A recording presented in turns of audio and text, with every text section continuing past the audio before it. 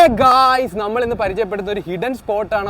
അതും ഈ ഇത്രയും കടലോര പ്രദേശത്ത് നല്ല പച്ച പുതച്ചൊരു സ്ഥലത്തേക്കാണ് നമ്മളിന്ന് പോകാൻ പോകുന്നത്.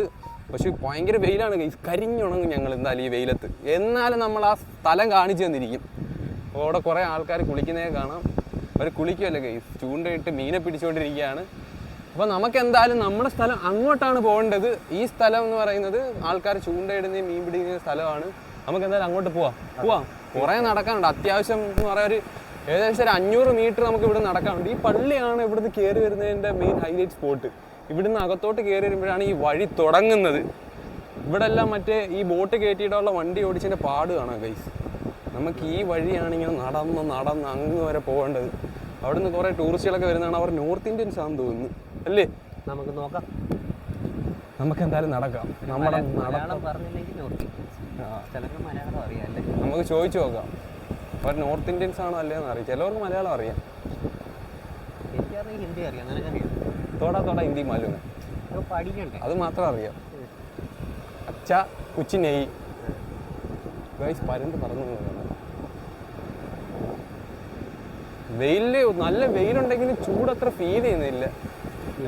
നോമ്പ് തുറക്കാൻ സമയം നമ്മൾ ഔട്ടാവുമെന്നാണ് തോന്നുന്നത്. ഇല്ല ഗൈസ്, നമ്മൾ കടലിന്റെ മക്കളെ കണ്ടിരിക്കുകയാണ്. ഇവർ അധ്വാനിച്ച് പണിയെടുക്കുന്നു ഗൈസ് ഈ വെയിലത്തും. നമ്മളെ കൊണ്ട് പറ്റത്തില്ല. നമ്മളിപ്പോ കുറച്ചു നേരം വെയിലെത്തി അവിടെ എത്തുമ്പോൾ തന്നെ കുഴയും. അവരിത്രയും വെയിലത്ത് നമുക്ക് വേണ്ടി, അവർക്കും വേണ്ടി, എല്ലാവർക്കും വേണ്ടി അവർ കഷ്ടപ്പെടുന്നു. പിന്നെ നമുക്ക് ഈ ചേട്ടനെ കാണാം. എവിടെ നിന്ന് വന്നതെന്ന് അറിഞ്ഞൂടാ.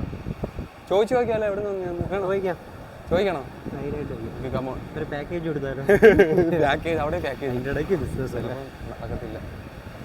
ഹായ്. ഓക്കെ പുള്ളി ഭാര്യ അറിയാതെ വന്നതാണ് ഗൈസ്. ഭയങ്കര ചൂടാണ് ഗൈസ്, സഹിക്കുന്നില്ല. നില്ല. ഓ ഗൈസ്, ശരിയല്ലേ? പാമ്പാന്നാ? ചത്ത് രണ്ടാമത്തെ ഡെഡ് ബോണിയാണ് ഗൈസ്. ചത്തില്ലെന്ന് തോന്നുന്നു. സമയം എന്താ? 12 മണിയാ ഉച്ചയ്ക്ക്. സൂര്യ എന്താ കറക്റ്റ് സ്ഥലത്ത്. നീ വിളിച്ചപ്പോ വന്ന ഞാൻ എന്റെ തെറ്റ്. എന്നെ വിളിച്ചോണ്ട് വന്നേ, എന്നിട്ട് പറയാ ഞാൻ വിളിച്ചോണ്ട് വന്നത്. എത്തിയിട്ട് അവിടുത്തെ ആ വ്യൂ കാണണം ഗൈസ് നിങ്ങൾ.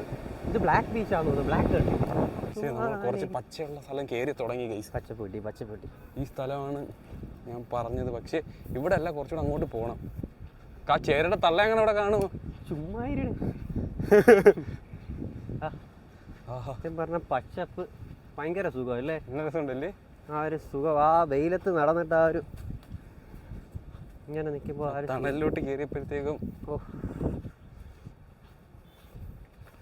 പറഞ്ഞറിയിക്കാം. അവിടെ കടലാണ്, ഇവിടെ കായലാണ്, ഇവിടെ കണ്ടൽ കാടുകൾ.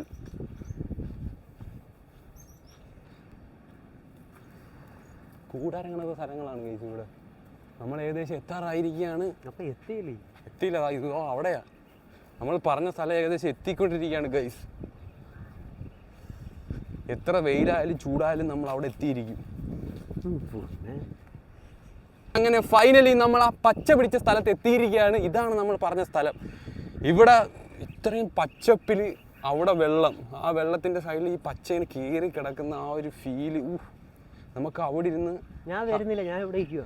ഇവിടെ ഒരു തണലുണ്ട്. ഈ ഇത്രയും വെയിലിൻ്റെ ഇടയ്ക്ക് ഒരു തണൽ, ഈ മരത്തണൽ. ഇതാണ് ഇവിടുത്തെ ഹൈലൈറ്റ്. മരം ഒരു വരം എന്ന് പറയത്തില്ലേ, ഇതല്ലേ.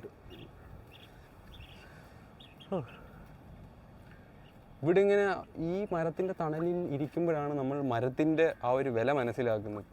മരം മുറിക്കരുത് ഗൈസ്. അതെ, പാമ്പുവല്ലോ കാണും. ഫുള്ള് വേസ്റ്റ് ഒക്കെ ഇട്ട് ആൾക്കാർ വന്ന് നശിപ്പിച്ച്. സത്യം പറഞ്ഞാൽ ഒരു നല്ല സ്ഥലത്തിന് നമ്മൾ തന്നെയാണ് നശിപ്പിക്കുന്നത്, വേസ്റ്റൊക്കെ ഇട്ട്.